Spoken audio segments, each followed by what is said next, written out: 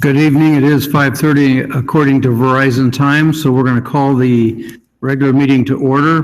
I would ask you to turn your cell phones on to silent or vibrate, and then let's all stand and do the Pledge of Allegiance. I pledge allegiance to the flag of the United States of America and to the republic for which it stands, one nation, under God, indivisible, with liberty and justice for all. Thank you, and would you take the roll, ma'am? Councilmember Stevens. Here. Councilmember Strebe. Here. Councilmember Dalby. Here. Councilmember Myers. Here. Councilmember Rowe. Here. Mayor Lazio. Here. Items on the consent agenda. Minutes from special meeting number 22 on June 30th and regular meeting number 23 on July 5th, 2016 is presented. Appointment of Barbara Allison to the Waterworks Board of Trustees, term to expire July 22nd, 2022. Purchase of rock and sand products for the fiscal year 2016-2017. Purchase of two 2017 Ford Utility Police Interceptor vehicles from Stivers Ford of Waukee, Iowa in the amount of $57,628, and the purchase and installation of the police equipment necessary for basic police functions in the amount of $23,169.90. Resolution number 185, 2016, fixing date for a meeting on the authorization of a loan agreement and the issuance of not to exceed $150,000 general obligation capital loan notes of the City of Ottumwa, State of Iowa, for general corporate purposes and providing for publication of notice thereof.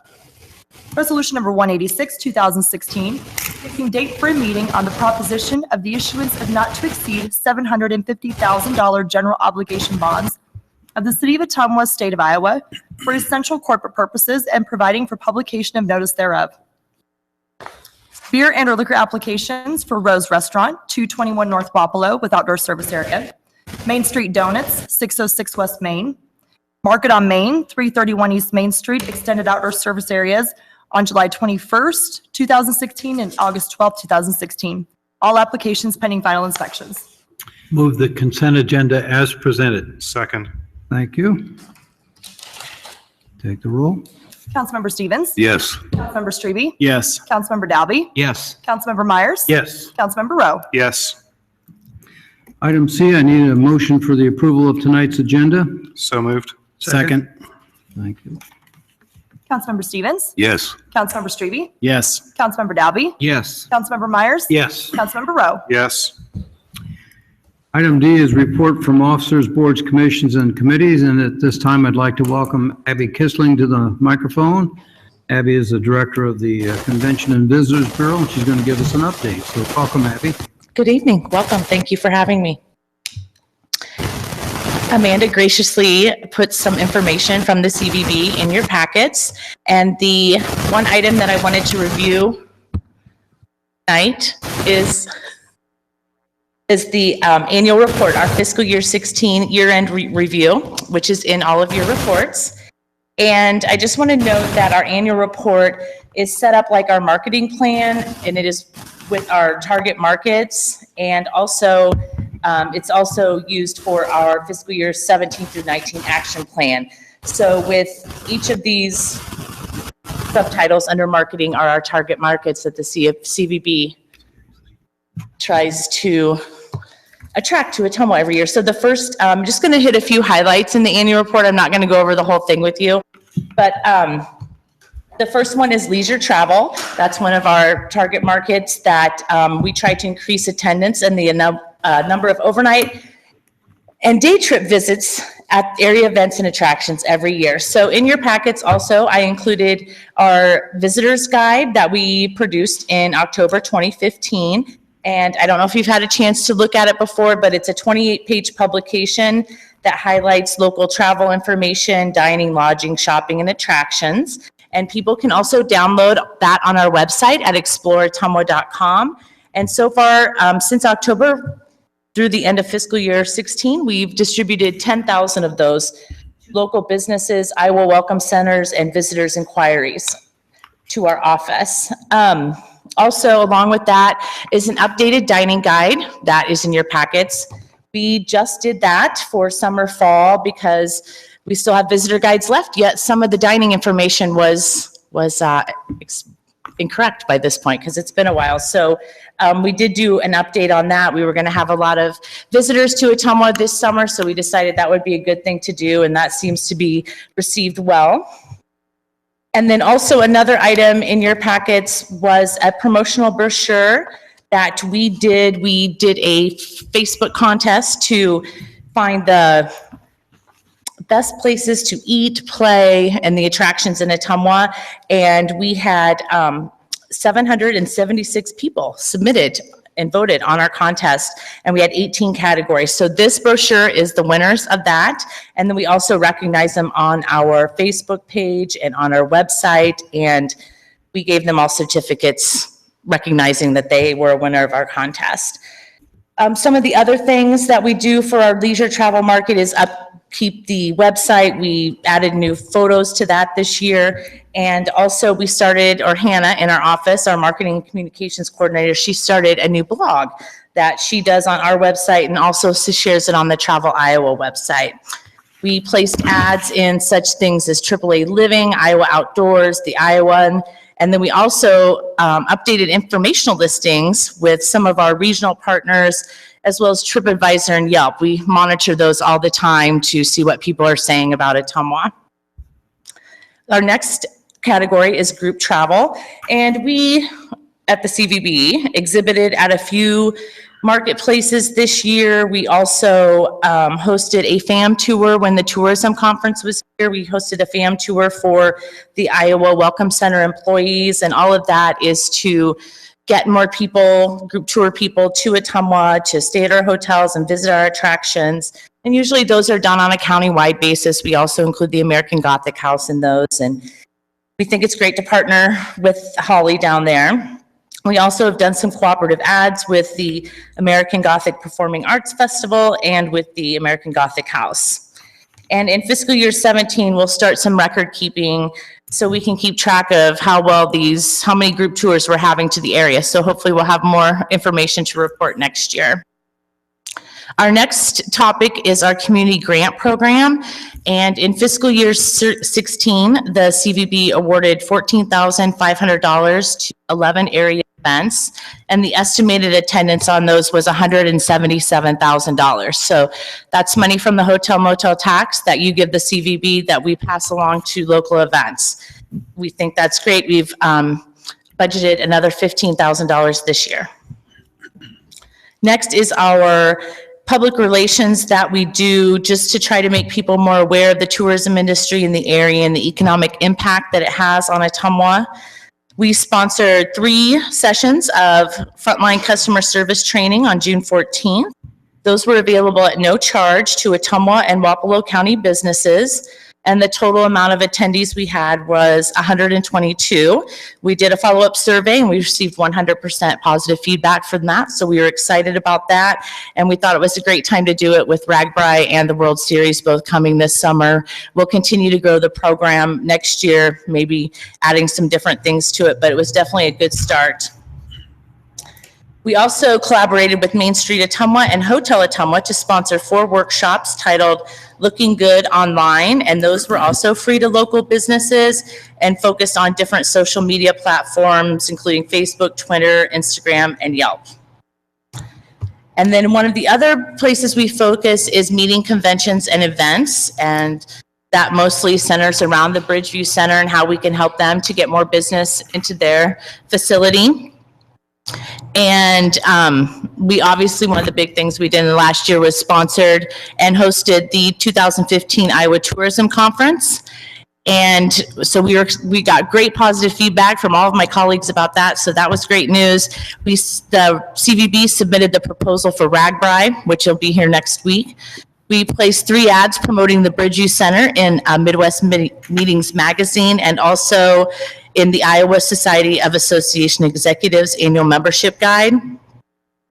We submitted a bid, the CVB did, to host the Travel Iowa Marketplace, which will take place on November 2nd and 3rd at the Bridgeview Center. And that's a 2-day event that will also, again, bring my tourism colleagues here to the area. We also, one of the things we do is we distribute gift bags to various event attendees. So when the pilots were here last week, we distributed event bags. We did it for the tourism conference. Anyone that contacts us that wants gift bags, we'll do them for the World Series. So that's another little just perk that we do to help get events here. And then finally, we printed 9,000 copies of the quarterly calendar of events, and that also is included in your packet. We do those every quarter by season, and the summer one is included. We also did 26 editions of the bi-monthly event e-newsletter, which promoted more than 500 local events. And then also under consumer services and visitor information, I just want to add that our office now serves as a visitor information center, and we are staffed according to DOT requirements, which is 37.5 hours a week. And since we've been keeping attendance records in October, we've had over 600 people visit the office. And we've been working on different signage issues and things to help draw people to our office so we can give them more information about Ottumwa. And then on the back page is just some basic financial information regarding the grants that we received and some extra extra money for grants, and our pages for Penny's book sale. As you will see by the pie chart, obviously hotel motel tax is one of the biggest funder of the CVB, which, thank you, comes through the city.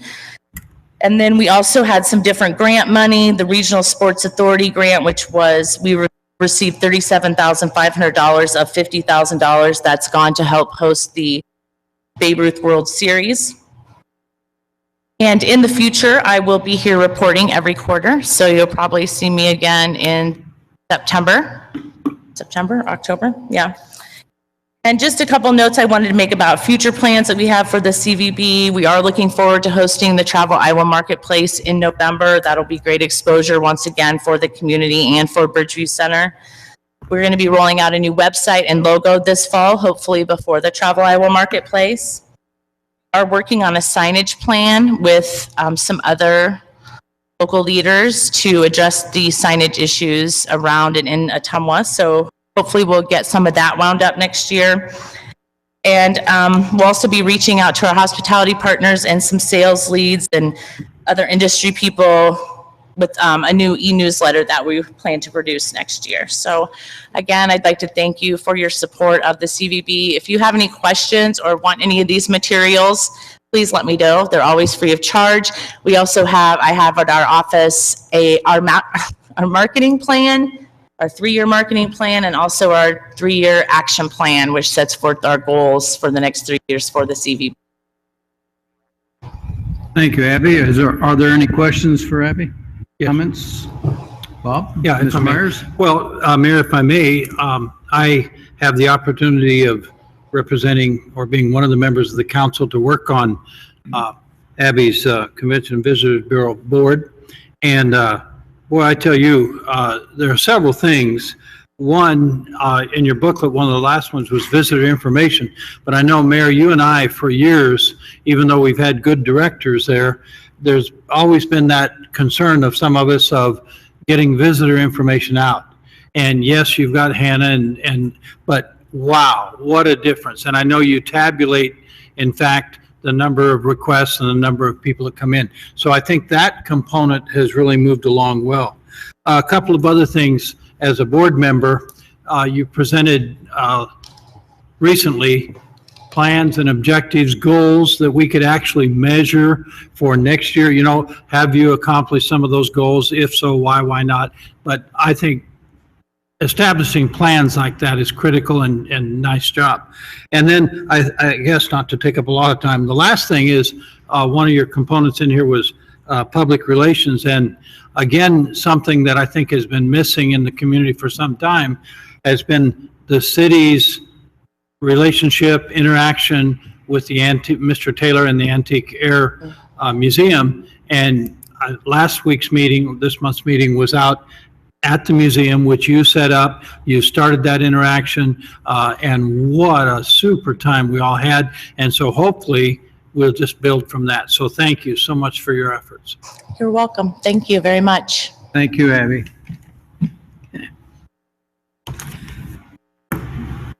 At this point, Andy, do you want to wait? Do you have? I don't have anything. Mayor. Okay, No, sir. thank you. Item E on our agenda, if there's anyone in the audience who wants to comment on anything that's on the agenda, this is the time to let us know if you're interested, and we'll call you at the time that item comes up. Would you please identify yourself? Absolutely. I am Sharon Stroh with the Ottumwa Economic Development Corporation, 217 East Main Street here in Ottumwa, and I may have a comment regarding item G2. Okay, thank you.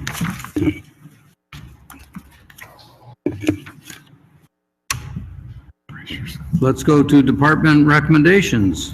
Park Shelter Damage Deposit. Recommendation, approve the Park Shelter Damage Deposit. Good evening, Gene. Recommendation. Yes, you do. Thank you. Employees have reported for months that picnic shelters have been left dirty by people renting the shelters. At the meeting on July 12, 2016, the Ottumwa Parks Advisory Board approved a $50 damage deposit for the picnic shelters at Wildwood Park, Memorial Park, Union Park, Foster Park, the Octagon Shelter, and the Log Cabin in Memorial Park. This damage deposit will encourage people that rent the shelters to clean the shelter when their rental is finished. There is currently no damage deposit on these shelters. Any questions for Gene? Octagon is in Sycamore. No, the Octagon Shelter is along Wapello Street on the east side of Ottumwa Park. It's right next to the sand volleyball court. Go ahead, Mark. How long will it take after the shelters or picnic areas are considered clean? Will it take for the refunds to be given back to the folks that have rented those facilities? We usually send those refunds out on Monday morning, then they go up to the finance department, and I think they go out that following Friday. So we're looking at about a 2-week turnaround, more or less, of the funds if they, 1 week? Okay. Any other questions, comments? It was a unanimous recommendation from the advisory board. Correct. Okay. No other questions? We'll take the roll. Councilmember Stevens? Yes. Councilmember Strebe? Yes. Councilmember Dalby? Yes. Councilmember Myers? Yes. Councilmember Rowe? Yes.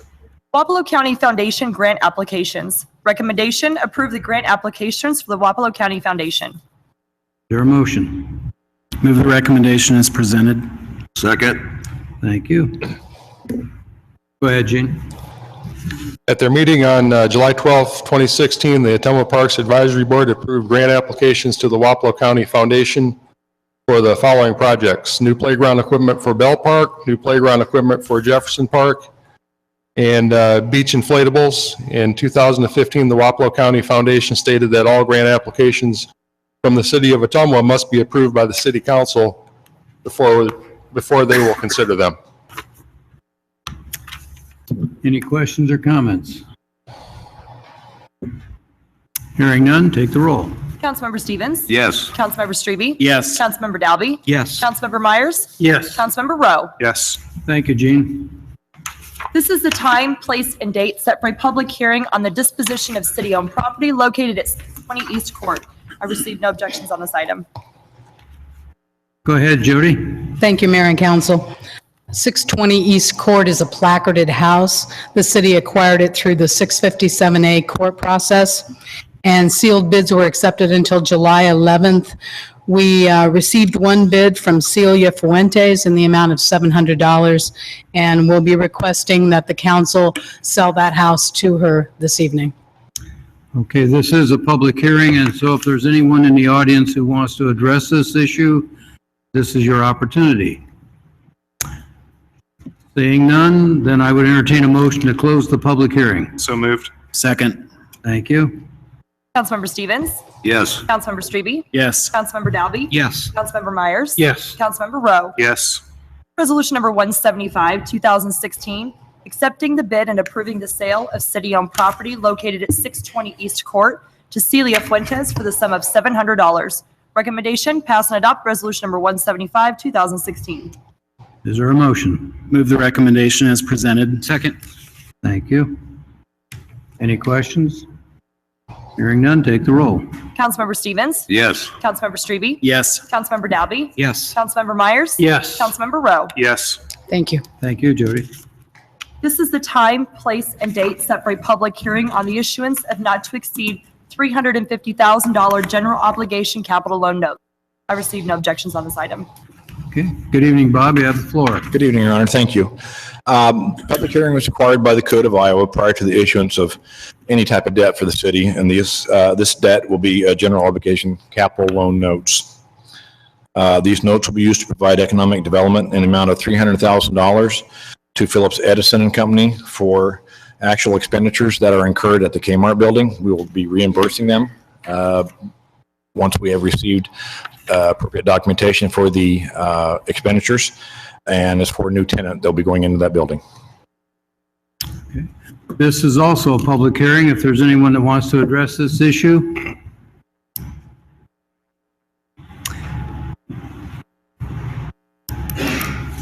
Thank you, everybody. I guess as a representative of the Economic Development Corporation, I'm just planting the seeds for some serious conversation. Ottumwa has two like-sized properties, the former Target and the former Kmart, whose owners will be spending multiple millions in capital improvements and are seeking incentive assistance. I would just like some feedback from council on what could be a precedent-setting decision if this debt is offered to one without offering it to another. Mr. Mayor, can I comment on this? Go ahead, Mr. Morris. Mayor and Council, Mr. Stroh and I have talked about this on a couple of different occasions, and Sharon, you may recall the conversation that we had approximately a week ago when you mentioned, quite frankly, proffering the same incentive package. We didn't discuss a dollar amount. Mm-hmm. On three different occasions, I've asked you if you had a fixed dollar amount, and you never responded. I guess the mode now is to simply bypass the administrative end, like your president has done, and simply go straight to the council. And if that's what OEDC wants to do, that's fine. But I do want the record to show on three different occasions, I've asked for the amount and what it would be used for. Another item I would point out is Bob J. has indicated, the money that is being contemplated right now at present for the Kmart facility, that is not blue sky. That money has to be specifically spent on capital items and specific projects and will only be reimbursed when invoices are produced, and those invoices then will be covered. I have no idea the amount of money that Mr. Stroh has in mind for the people that are looking at Target, what the company is. I think I can say, and I'll ask Bob J. to confirm or deny, but I would assume that if council were to vote to put forth any amount of money, it's going to have to be based on reimbursable expenses. It does not go to a bottom line. But again, if this is a legislative decision, whatever the council decides, we'll abide to. It's just, I do want to make that point. I've reached out 3 times and have not received an answer. I've recorded 2 conversations, one on the 13th and one on the 20th, and I did submit follow-up information this morning in an email, a very full email, approximately 10 o'clock this morning, that outlines the similar features that are presented by the folks from Phillips Edison. Again. So it's not a never, it is, you know, as we all know, every project moves at its own pace, and it just happens that these two are finally catching up with one another to the same place. Mr. Mayor, if I don't want to make this a counterpoint, but another item to point out, Sharon, as you will recall, in neither of those emails was there any indication of the amount of money that was at hand.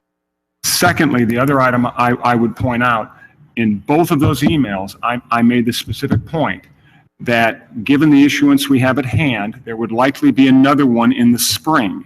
Okay. And that would be your preferred route. Twice, I indicated that in those emails. Again, it's a legislative decision. We want to come to council now. I think it is fair to say the lion's share of this money has been spoken for as it relates to the improvements at the beach, the asbestos remediation, and some of the other projects. Now, again, that's Bob Jay's world, and I don't want to get into that, but I did point out to Stroh that if this was something to be pursued in the future, you're looking at a future bond issue. Okay. Okay. So if I understand this correctly, no doesn't mean never. So while we might not be doing anything with this particular bond issuance, our client would have the availability to come back in the springtime or another time frame with council to review a more detailed proposal, as you have seen from Phillips Edison.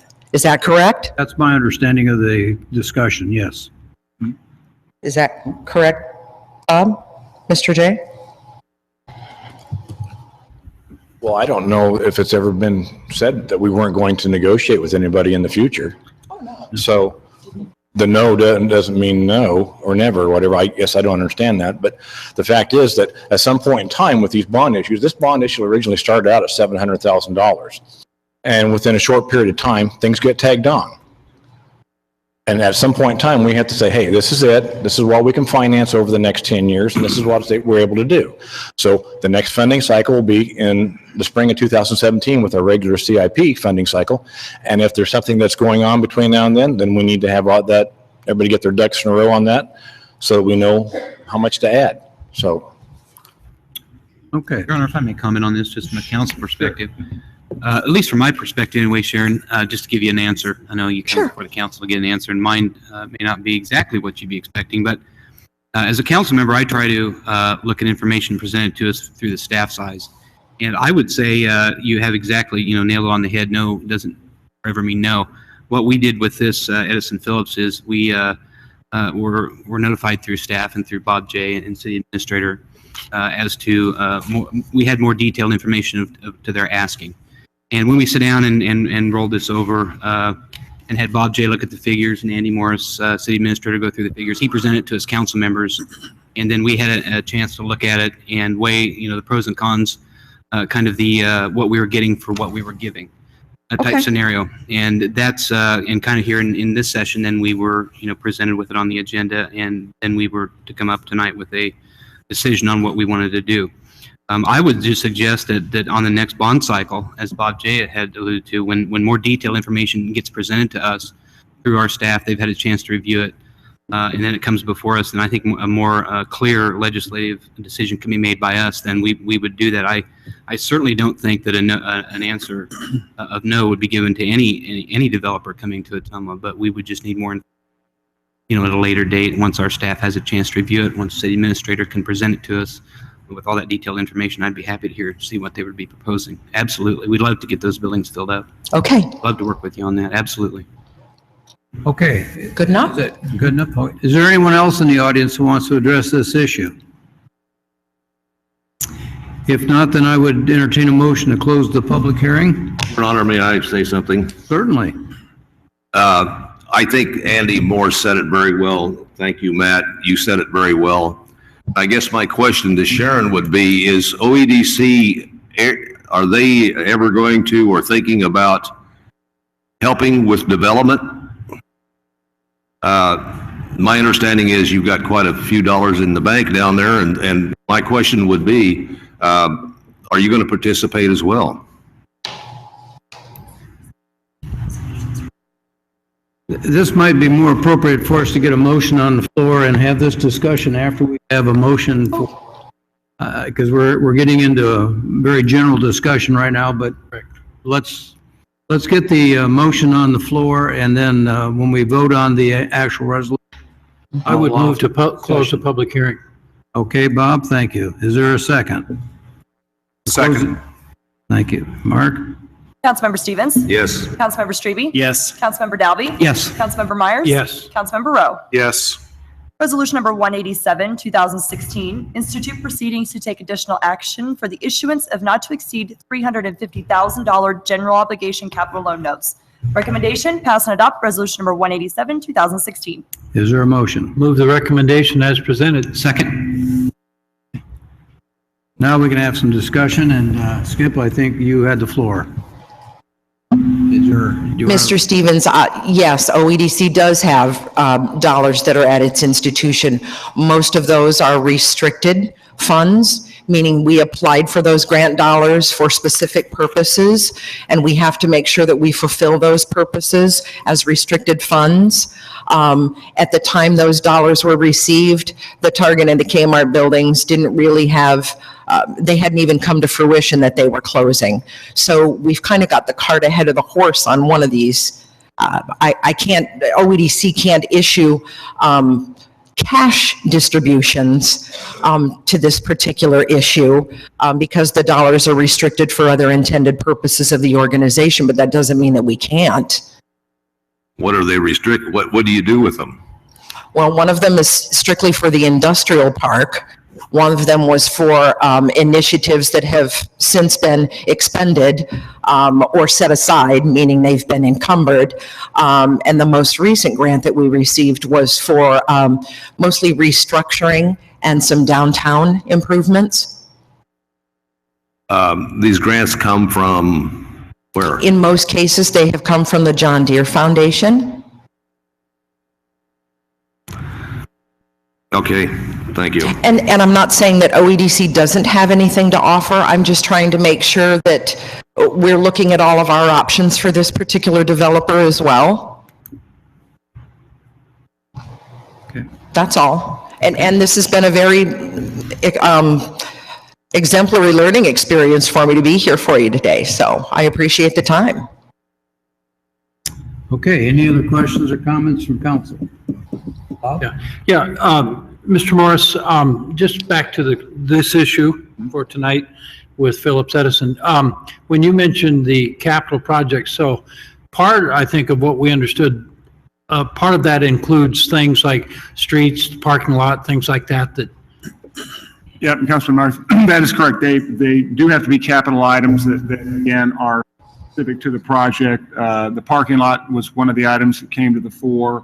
I think it could possibly even be used on some exterior improvements to the facility. But again, this can't be, because early on in the discussions, one of the clarification points on it from Edison Phillips was, this is not money that you take and you don't issue a receipt on and we just give it to you. In some instances there are, like, not to get into the weeds of this, but the state of Texas has an incentive fund where they will literally backfill a company with money with no receipts. And Iowa obviously doesn't do that. So yes, they would have to be specific to invoices. Okay, thank you. Sure. And he's made that clear to OEDC as well, that these would have to be for specific capital purchases. This would not be a backfill or a cash scenario. Mark? My question's actually for Mr. J. I just wanted to more or less make public some conversation that we had regarding this issue. That $350,000, as Administrator Morris had mentioned, is going to capital, not going into the operating budget of the company, which ultimately means with their investment, the city and county will ultimately receive increased property taxes from this as well. That's correct, right? Correct, yes, and it's $300,000. Normally when we bond for anything, when it's just common practice, we add another $25,000-50,000 onto it, because at the last moment, something may come up. If we would need to go up to do that, normally we'll say, in this situation, we have $300,000 we need to bond for, so our attorneys recommend getting authorized for $350,000. That's $300,000. That's correct, Councilman Monroe. We are going to be reimbursing based off of certified receipts that their architect or somebody has said, hey, this is the work that's been done. I'm going to get a copy of the check or a wire transfer or whatever. Before I issue a check as reimbursement for that.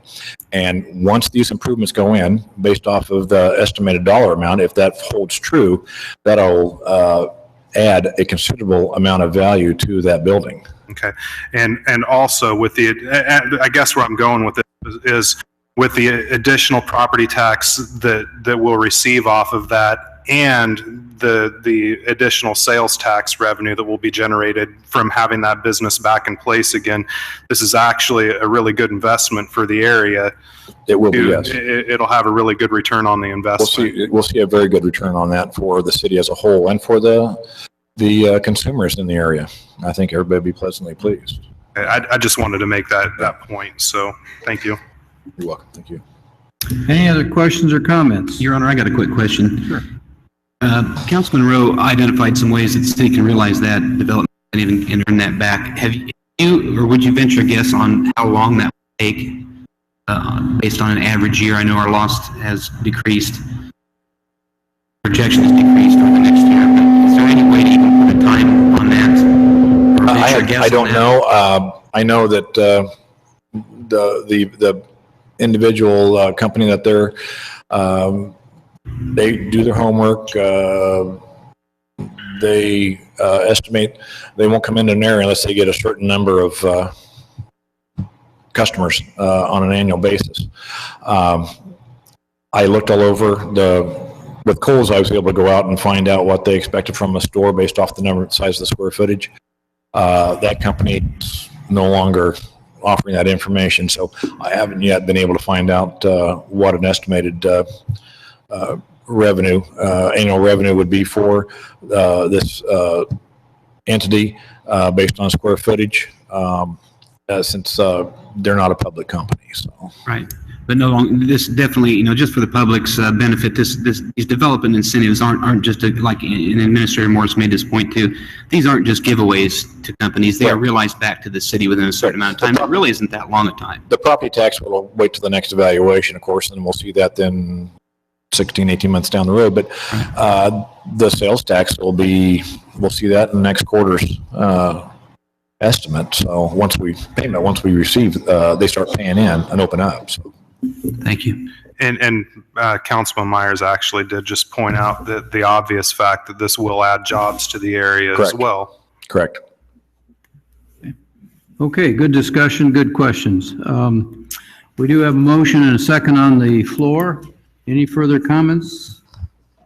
Hearing none, let's take the roll. Councilmember Stevens? Yes. Councilmember Strebe? Yes. Councilmember Dalby? Yes. Councilmember Myers? Yes. Councilmember Rowe? Yes. Thank you. Thank you, Bob. Resolution number 170, 2016, approving change order number 1 for the Jefferson Street Parking Lot Green Infrastructure Project. Recommendation, pass and adopt resolution number 170, 2016. Is there a motion? The recommendation is presented. Second. Thank you. Good evening, Larry. Go ahead. Thank you, Mayor, Council. The City Council approved a contract in the amount of $139,966 to All Terrain Seating on April 19, 2016 for the Jefferson Street Parking Lot Green Infrastructure Project, which is the Phase 2 of the Jefferson Street Parking Lot Improvements base contract. This project consisted of installing approximately 4,600 square feet of permeable pavers and cast unit pavers, limestone blocks, as well as assorted native plants, trees, and associated landscaping per drawings and specifications provided by Genus Landscape Architects. Change Order 1 consists of the following changes to the Phase 2 project. Additional limestone base was $4,511. Additional filter fabric and soil mix testing. This was required to fill in voids created by the removal of foundation and other items that were removed under the base contract. The total amount of the change order is $5,991.60. And then I have all the funding broke out in the back. Any questions for Larry about this? I was there this weekend and it looks really great. I hope they can. They're starting to place the pavers. It's starting to take shape now. Looking great. There's no other questions. We'll take the roll. Councilmember Stevens? Yes. Councilmember Strebe? Yes. Councilmember Dalby? Yes. Councilmember Myers? Yes. Councilmember Rowe? Yes. Resolution number 173, 2016, approving change order number 11, change order number 12, and final pay estimate number 21 for contract 2, division 1 of the 2010 Flood Protection Mitigation Project. Recommendation, pass and adopt resolution number 173, 2016. Is there a motion? Move the recommendation as presented. Second. Thank you. Go ahead, Larry. Change order 11 adjusts the original proposed quantities to the final contract quantities for 6-inch PCC sidewalk. Work exceeded the original proposed amount by 63.6 square yards. This change order will increase the contract amount by $3,816. Change order 12 is to document the final quantity adjustments for participating HMGP items of this contract. This change order makes the final adjustment to the original contract quantities to match the actual constructed quantities. Change order 12 also extends the completion date of contract 2 Division 1 from June 1st, 2016, June 24th, 2016. This change order actually decreases the contract amount by $132,435.98. The new contract sum is $6,983,026.42. Just as a real quick recap, and for the general public, I have kind of the description. Contract 2 was for the pump station in the FEMA project, which is located behind Coca-Cola. Division 1 Contract 2 is now complete in accordance with the plans and specifications of the project, and the City of Ottumwa do a final payment of $61,328.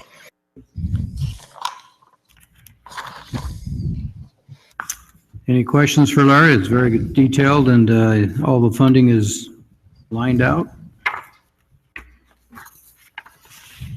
Hearing none, take the roll. Yes. Councilmember Strebe? Yes. Councilmember Dalby? Yes. Councilmember Myers? Yes. Councilmember Rowe? Yes. Resolution number 176, 2016, approving the adoption of 7 required policies for the City of Ottumwa as the recipient of a CDBG Downtown Revitalization Grant and a Water Sewer Grant. Recommendation, pass and adopt resolution number 176, 2016. Move the recommendation as presented. Second. Thank you. Okay, Jody, go ahead. Thank you, Mayor. As part of this CDBG grant process, the 7 policies on the resolution are required to be adopted by the City of Ottumwa. All of these policies have been adopted previously, but there have been some minor changes in them, and so we're requesting the council adopt them again. The 7 policies are residential anti-displacement and relocation assistance plan, affirmative fair housing policy, citizen participation plan, procurement policy, code of conduct, policy on the prohibition of the use of excessive force, and equal opportunity policy statement. Those were all included in your packet. Any questions or comments? Hearing none, take the roll. Councilmember Stevens? Yes. Councilmember Strebe? Yes. Councilmember Dalby? Yes. Councilmember Myers? Yes. Councilmember Rowe? Yes. Thank you. Thank you, Jody. Resolution number 178, 2016, approving change order number 10 for contract 4 of the 2010 flood protection mitigation project. Recommendation, pass and adopt resolution number 178, 2016. Is there a motion? Move the recommendation as presented. Second. Thank you. Go ahead, Larry. This is for the Contract 4, Division 1. Change Order 10 adjusts the original proposed quantities to the final contract quantities. The adjusted items include additional temporary granular surfacing, additional manholes and intakes, additional sanitary pipe, additional 24-inch Class 5, some 6-inch sidewalk, some pavement. In total, this change order increases the contract by $30,871.42. Change Order 10 also extends Contract 4 Division 1 completion date from June 1st, 2016 to August 31st, 2016. This will authorize the payment of pay estimate 15 in the amount of $288,081.07. Any questions for Larry? One question.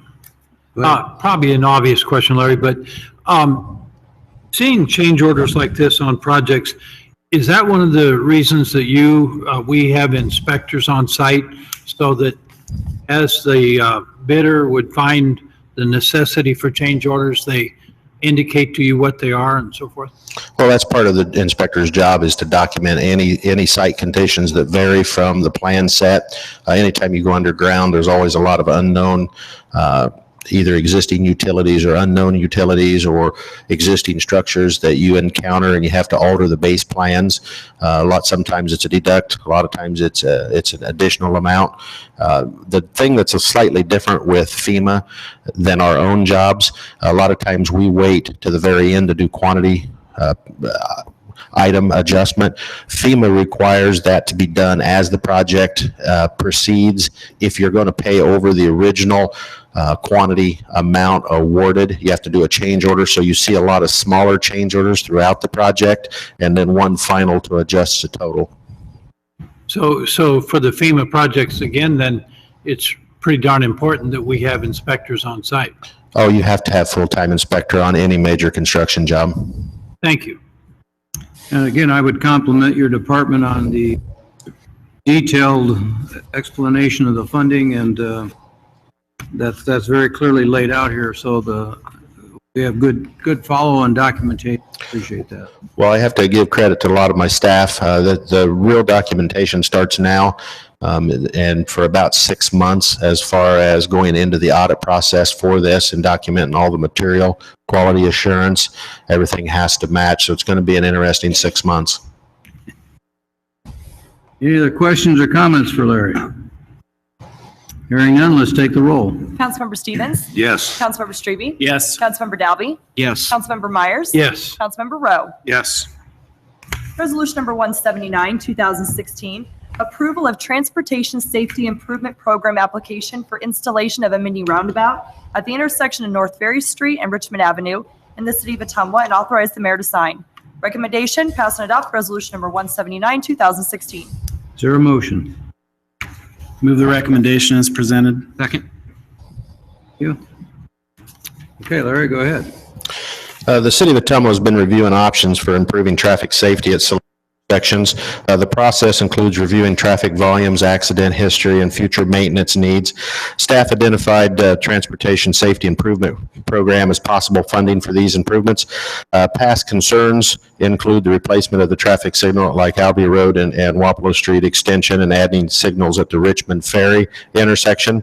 When we presented this to council, we just presented all three roundabouts as kind of one project, but based on the funding and that they're standalone projects, we actually have to go through and do each one as a separate resolution because they stand alone, and that's required as far as the evaluation process. Shive Hattery presented an educational presentation at the council meeting held on June 14th, listing all the key safety features that roundabouts provide. An additional community meeting was held on June 30th with extensive discussion and public input. Key points again would be that they are standalone projects. Each project has a maximum fund of $500,000 through that safety traffic safety improvement program, and then the applications for the safety funds are through the Iowa Department of Transportation and include the intersection. All three of them would be Marion Street and 2nd Street, Richmond Avenue and North Ferry, and Albee Road and North Ferry for enhancements.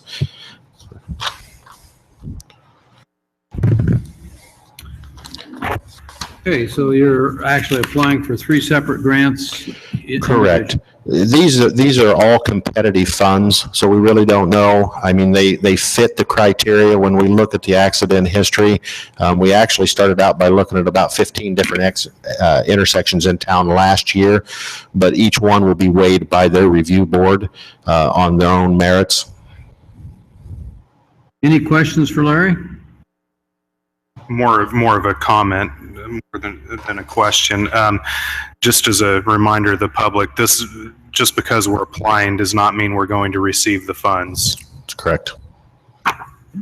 Well, also, Mayor, if I may, Larry, I think I asked you this week, but I think that particular intersection involves what we know is a major development by Elliott Oil. And you did mention that they've looked at this, and yes, they're in favor, as well as some of the other businesses in that area. With part of their site plan planning and coordination with the city, we submitted to them the concept drawing and locations of drives where they'd need to be located on their property to allow the distance from the roundabout lane.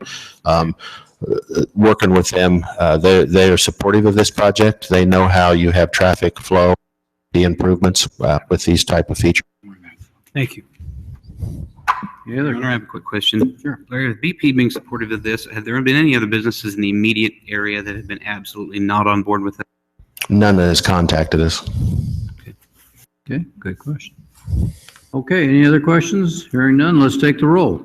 Councilmember Stevens? Yes. Councilmember Strebe? Yes. Councilmember Dalby? Yes. Councilmember Myers? Yes. Councilmember Rowe? Yes. Resolution number 183, 2016, approving the agreement between the City of Ottumwa and Calhoun Burns and Associates for professional engineering to conduct the 2016 biennial bridge inspections and load rating. Recommendation, pass and adopt resolution number 183, 2016. Is there a motion? Move the recommendation as presented. Second. Thank you. Okay, Larry, go ahead and give us the summaries. This is part of the biannual bridge inspection program. The scope of the work includes the routine inspections of 18 bridges within the city of Ottumwa, updates and load rating calculations if necessary, and updates of scour evaluation if necessary. All work will be done in accordance with the Iowa Department of Transportation and Federal Highway Administration guidelines and requirements. Time to complete the inspection should not exceed 6 months. The compensation is as follows. Under the routine inspection, it would be a lump sum of $5,200. And then if any of the other services are required to complete the inspection, it would be billed on an hourly rate. One of the things I'll point out that in order to participate, and you have to do your inspections, but to participate in the Highway Bridge Program, you have to stay current in all of your inspections. That program is where we received grants, for instance, for the Market Street Bridge in $1 million, which that's the cap of that fund. And we have received grants from that fund before. Milner Street Bridge, that was one of them that was funded in an 80-20 match under this program. Again, it's needed not only for the funding aspect, but just as a safety feature. Any questions for Larry? You're gonna have a quick question here. Sure. This may go along with what you just said, Larry, but I noticed you got Wildwood Park, Kettle Creek here, and then the Market Street Bridge on this list. Is that correct here? Those are some of the bridges. Inspected and completed. Those being just done, is that just, do they just walk by and say, looks good? Or, Well, I mean, on the Market Street Bridge, they won't have to actually come in and do the visual inspection.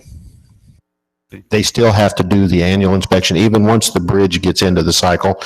Granted, it's pretty much just a walk through, see if anything's scouring, see if there's any structural cracks or anything that develop. They still have to fill out the ISA form okay. and submit it to the DOT. Just so we can stay in the program. That's okay. Makes sense. Okay. Thank you. Satisfied? Yep. Any other questions, comments? Okay, take the roll. Councilmember Stevens? Yes. Councilmember Strebe? Yes. Councilmember Dalby? Yes. Councilmember Myers? Yes. Councilmember Rowe? Yes. Resolution number 184, 2016, approving supplemental agreement number 3 between the City of Ottumwa and Calhoun Burns and Associates for professional services for the Market Street Bridge deck replacement project, and authorize the mayor to sign the agreement. Recommendation, pass and adopt resolution number 184, 2016. Is there a motion? Move the recommendation as presented. Second. Thank you. Go ahead, Larry. The City of Ottumwa entered into a contract November 6, 2012 with Calhoun Burns and Associates for professional services for preliminary design of the Market Street Bridge deck replacement. Supplemental agreement number 1 approved April 16, 2013 authorized Calhoun and Burns to perform phase 2 of the final design of the project, and supplemental 2 approved on April 1st, 2014, which authorized phase 3 of the construction services. Let's see. These construction phases services will include and continue an on-site construction observation, preparing partial payments, preparing documentations for final acceptance of the project by city, and providing documentation for the final audit by the Iowa Department of Transportation. In addition, Calhoun and Burns will maintain the construction records for the required post-construction audit by the Iowa Department of Transportation. This cost of the agreement is not to exceed $56,450. One of the things that we have went back with, our staff is going to take over inspection of things like the sidewalk, some of the grouting, some of the small stuff to reduce this amount. They'd estimated about 400 hours when they include all their drive time and on-site as they finish stripping, filling pinholes.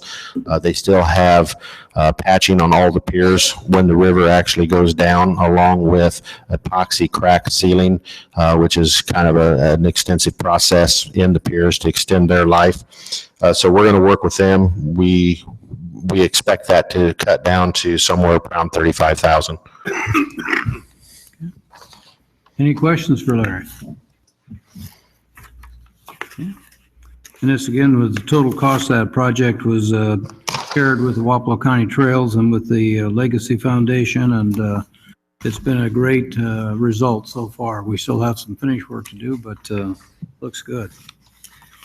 Okay, if there's no questions, we'll take the roll. Councilmember Stevens? Yes. Councilmember Strebe? Yes. Councilmember Dalby? Yes. Councilmember Myers? Yes. Councilmember Rowe? Yes.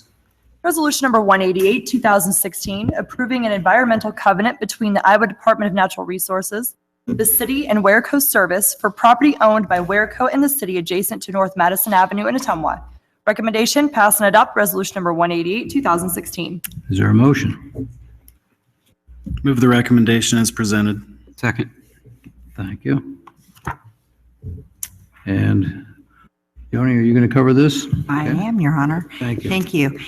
Due to the presence of an underground storage tank site adjacent to North Madison Avenue in Ottumwa, the IDNR required the owner, Wareco Service, Inc., and the city to enter into an environmental covenant that will run with the land. The purpose of this covenant is to manage the risk of future exposure to existing soil and groundwater contamination at the site by limiting specified land use activities at this property. Basically, the agreement prohibits the installation of combined spaces, including basements and sewers, the installation of groundwater wells, except for approved monitoring and residential use. The city would also need IDNR consent to install a sanitary sewer line on the east side of this area of North Madison Avenue if needed in the future. I've attached a copy of the covenant and would request that it be approved. Any questions for Joni? I have a question, Your Honor. Go ahead. What, this covenant, has this been in effect for quite a while and it's just a renewal of the covenant, or is this just establishing a new covenant? I think this was brand new. Is there any And reason why they we've didn't been take working with John Deere as well as Ware Co. because this is adjacent to John Deere. why don't they just take the tank out of the ground? There's no tank. We don't believe there's a storage tank. It's where one had existed, and there's some contamination of the soil surrounding, and so that's being monitored. And it wouldn't be a solution to clean up the contaminated area? I think that would probably be excessive in costs. All right. That's why. Oh, they did. Would we ever have any interest in putting a sanitary sewer line in there?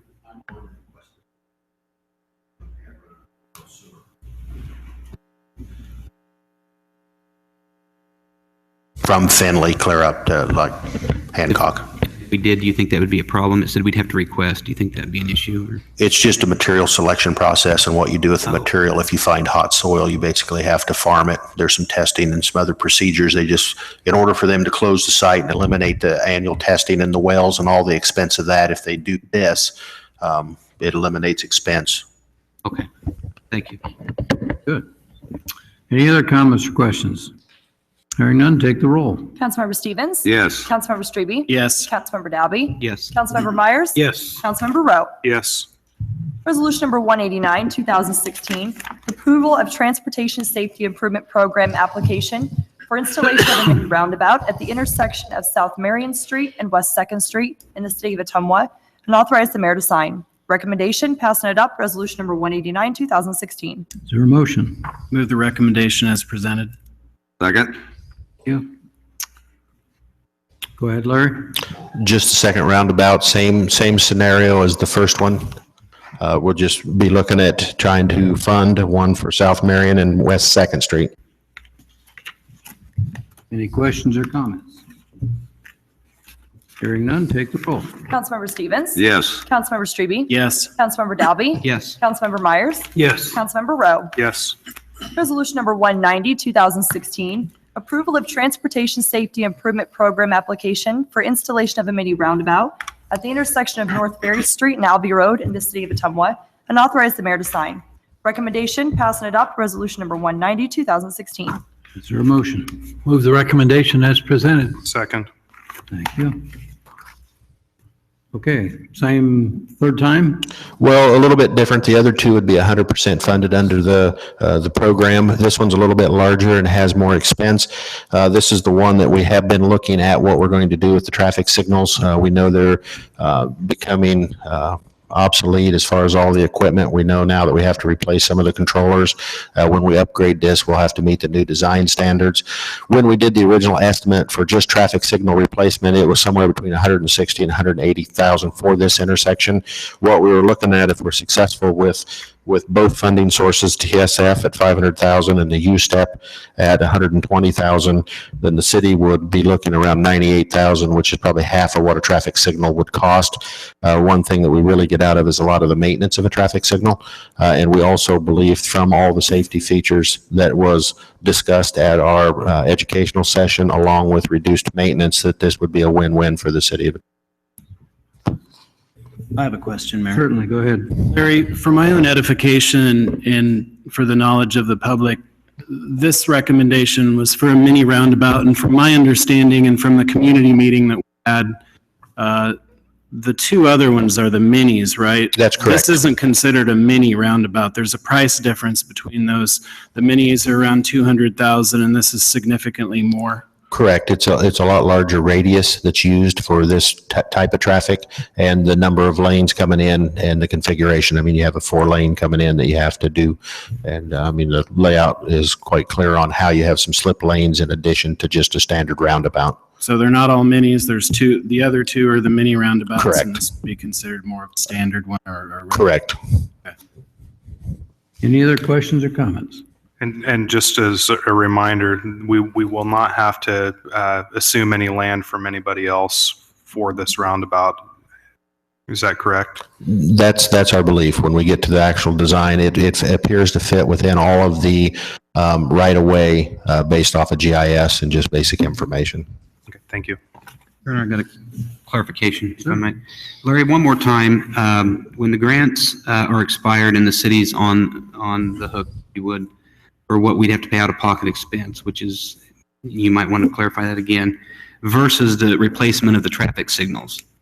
What, could you go over again the financial justification for why we would do the roundabout just strictly on the financials versus the safety and all the other things? Well, we know the traffic signals on our old estimate was approaching $200,000. Okay. If we look at 500,000, if the estimate's correct, and we look at the U-Step at 55%, based on all of those, we should be somewhere around 98,000 that the city would be obligated to. There's no guarantee that we'll get both of those. We can look at it at the time and make that determination. Okay, so out of pocket, we'd be looking at around 100,000, but then you said if you look at maintaining those signals over time, that may clear up or eat away that out of pocket expense, so maybe on the new. Right, and that's the other component you'd have to look at is just your life cycle cost for maintaining the signals. I mean, for instance, if we have a lightning strike on a signal, that controller, if it takes a hard hit, even though it's fully grounded, ground rods in the bases, if it takes it out, it's approximately $10,000. One of the things that are very expensive, you've seen the loop detectors that's within for call and extend and left turns, right turns, whatever you have set up. Those are now $1,200 a piece, and the average life, depending on the condition of the pavement, is about 7 years. You can get 10 if it's in a good panel, but if you're crossing panels, they just fail, and you have to come in and do those. What's the average life of the whole signal itself? Well, there's always, there's always loop amplifiers and little components going out. There's no reason they wouldn't last 30 or 40 years if you continue to replace all of the components. But it's the call outs, the power outs when you're either trying to supply a generator to them. The replacement of the existing heads as the lights or the new LEDs burn out, wind damage, vehicle damage. And we have multiple signals. We really kind of have multiple signals at that intersection, though, right? Or is we just talking one? I mean, we're talking multiple. there? Well, we looked at just replacing the one on Albia Road. When we started our design, we were going to try to do Richmond also. It's one of the higher complaints that we have because of the way that's configured in a three-way stop. When we looked at the phasing and the timing because of their close proximity, we started creating more problems by trying to put two signals in. And that's one of the reasons we didn't move forward with the design. Possibly, we could be well north of $100,000 over time with all the components, replacing the loops and things you were talking about. If we're looking at just $100,000, well, if you look at the maybe maintenance, well north of that with replacement components. yeah, it's well worth replacing them. I mean, anytime that I can eliminate a traffic signal, I prefer to do so. Like we did downtown with converting to two-way.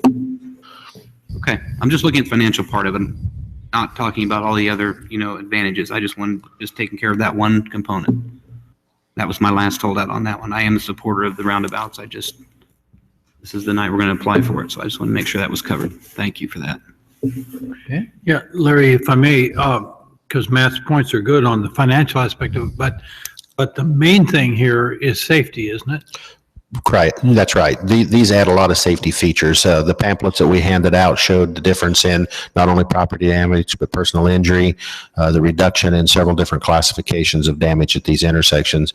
They also have a tendency, and now they've got history out in the state and other states also. They've got some time behind them that verifies and documents those safety features and reductions.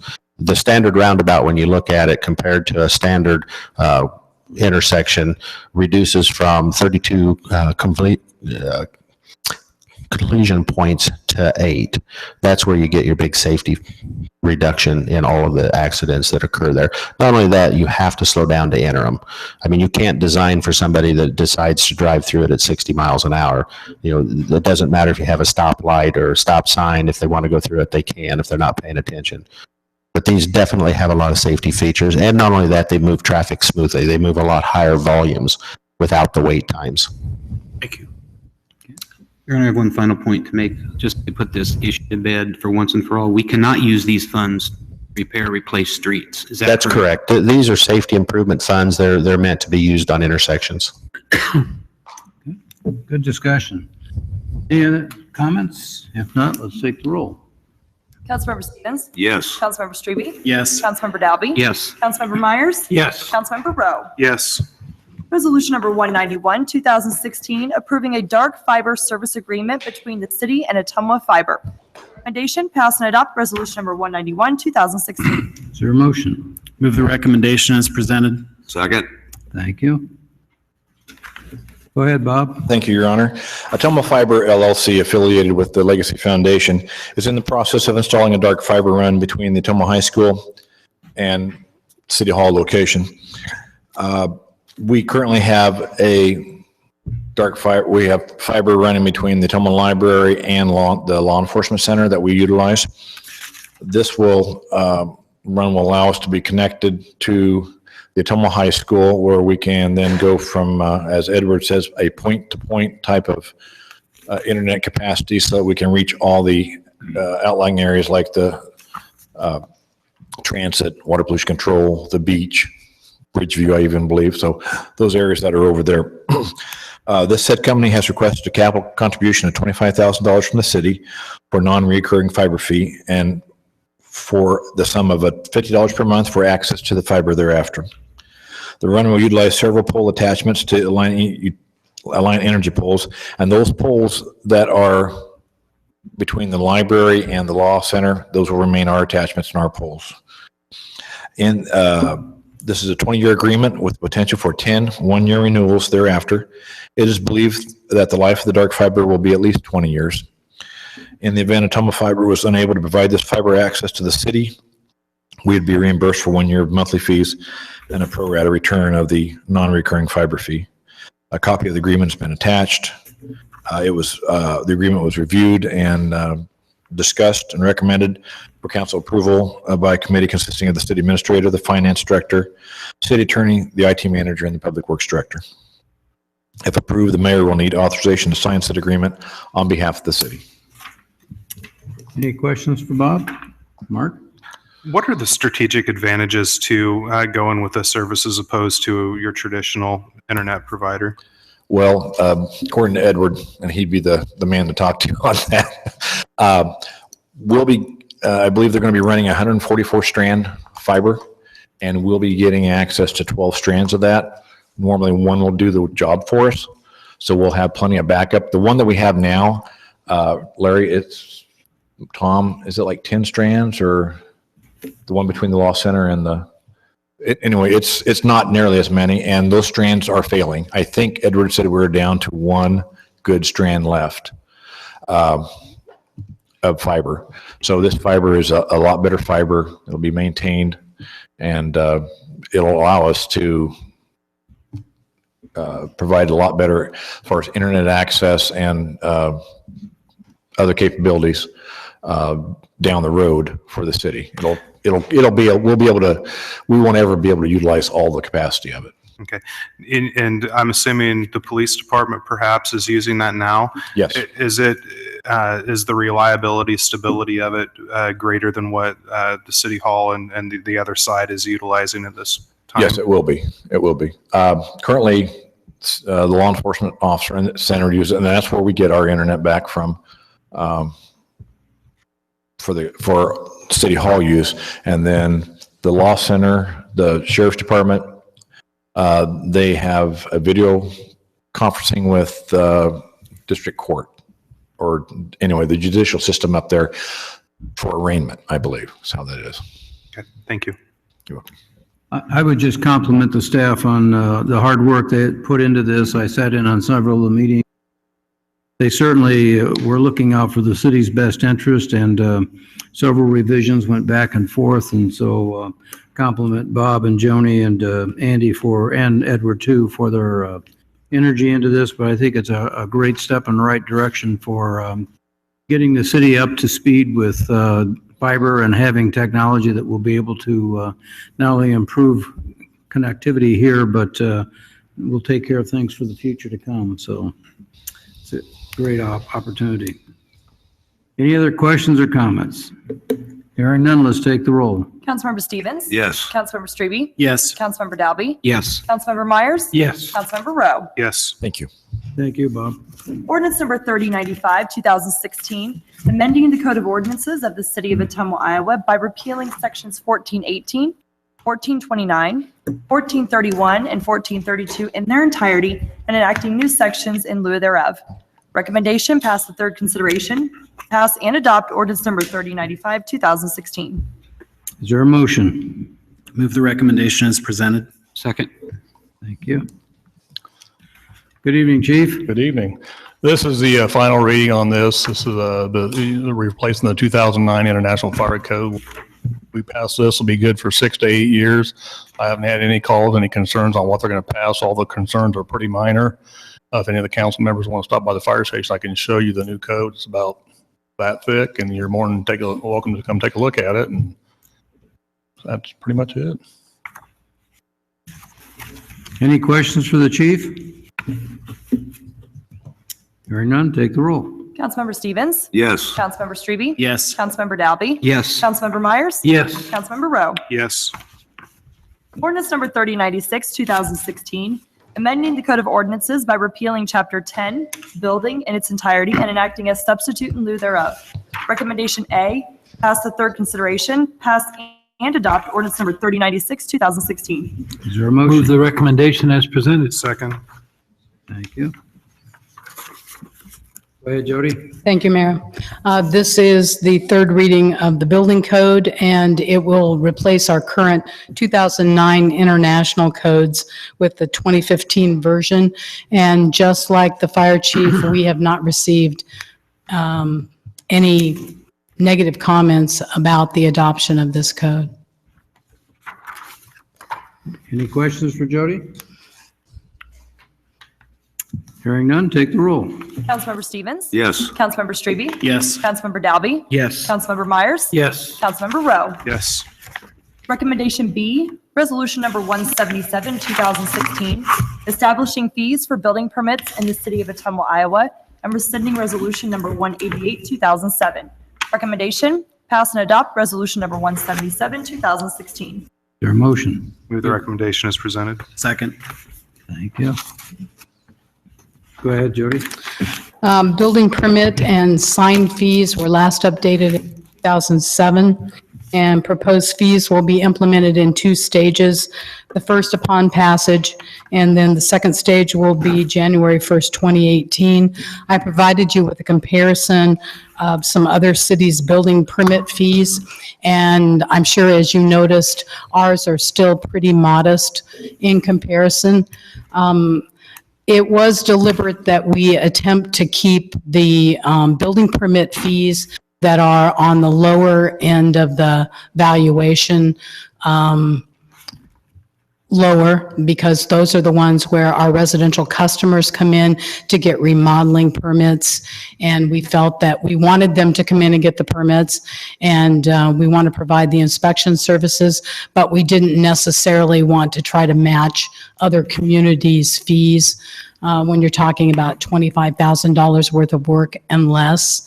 And then on the higher end, we have pretty much tried to stay competitive, if you will, or attempt to come into a closer match with our other sister cities.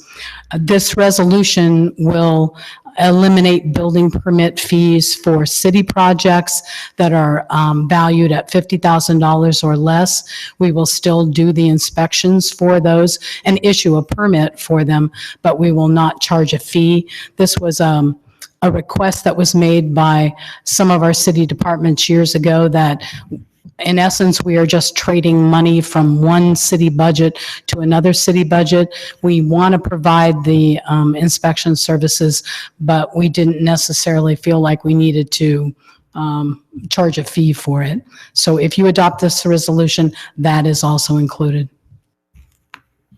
Any questions or comments for Jody? Bob? Yes, well, Jody, looking at the comparables, you know, whether it was Pella or Iowa City, Coralville, whatever, one that I looked at was Burlington. And so looking at them as very similar to some of our needs and some of our assets and so forth, we still, with the new one, we're below on many of those. So I like those figures, to be able to look at them, and looks good to me. Jody, I'll just make a quick comment. You said about fees being charged different departments, swapping them back and forth. That just really made absolutely no sense. It never really has, so that's probably a good move on the part of the city. So just a comment. Okay. Good. Okay, if there's no other questions, we'll take the roll. Councilmember Stevens? Yes. Councilmember Strebe? Yes. Councilmember Dalby? Yes. Councilmember Myers? Yes. Councilmember Rowe? Yes. Thank you. Good job, Jody, and thanks for that comparison. Good data.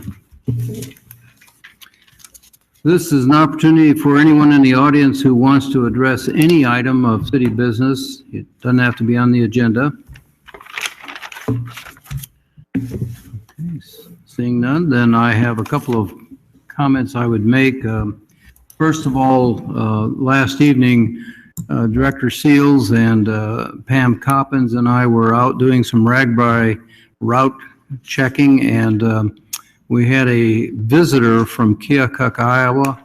She noticed that we had those little bicycles on our lapels.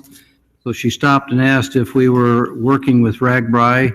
She was up here visiting her daughter who lives in Ottumwa, and she complimented us as a city on the downtown renovation, revitalization, and especially the flowers and the cleanliness of our city. And so I just wanted to pass that along to the council, that people are noticing the difference, and visitors do pay attention to how we look as a city. So it was nice to have a positive comment for a change, and something we'd like to hear more about. An item that I'd like your feedback on, Administrator Morris and I have been talking about the restructuring of the Ottumwa First, which includes the Chamber, OEDC, and Main Street. They have given us a worksheet, and I'd be glad to share it with any of the council, to talk about strategic planning for the community versus for each organization. And we've listed some of the goals for strategic planning that we think are important. Housing, economic development, infrastructure, and it goes on and on. They are asking us for some critical feedback, and it has to be compiled in the next 2 weeks and sent back to Cassandra Halls, who's the consultant that's doing this work for the group. So if any of you want to see this or give us some input, I'd be certainly happy to visit with you about it, because we want to give a good, I think, position for the city and raise some issues about what we need to be doing as a community, not just as a single organization. And then finally, we had a great RAGBRAI meeting this morning at 7 o'clock at Bridgeview, and I want to compliment our entire staff, the work they have done and the time and energy they've put into this. The planning behind the scenes is something the general public does not see, but the attention to detail was just great. We have a lot of good volunteers who are giving up of their personal time and energy to do this. And the reason we do it is we want to have a great day on the 28th. The safety of the riders and our visitors coming into town is the most important thing. So we're going to work hard at being sure that everything is in good shape for them. And I know one of the questions which Larry and I talked about last night, we've had some concerns about the dirt and rock piled up by Bridgeview on the sidewalk. And that's going to be taken care of. And Larry, you want to address that? Get a hold of the contractor. He's supposed to mobilize in Monday, so he should have everything removed, and we'll have it cleaned up in time. Great. That's a good note to end on. So is there any other business? Yes, Robert? Yeah, well, since you've had, such good comments, I think we all received an email this afternoon or sometime today, or maybe sometime in the last few days, from Chief McAndrew. And Chief, you mentioned active shooter training in Oskaloosa, I think 3-day, and that did we have 11 officers, and you had checked, and the comment was that our people did an outstanding job, or maybe you would speak to that in just a minute, but I thought that was really neat, great news. This was a active shooter school in Oskaloosa. Since it was close, I could send several officers. We sent 11 officers up there, and the class was taught by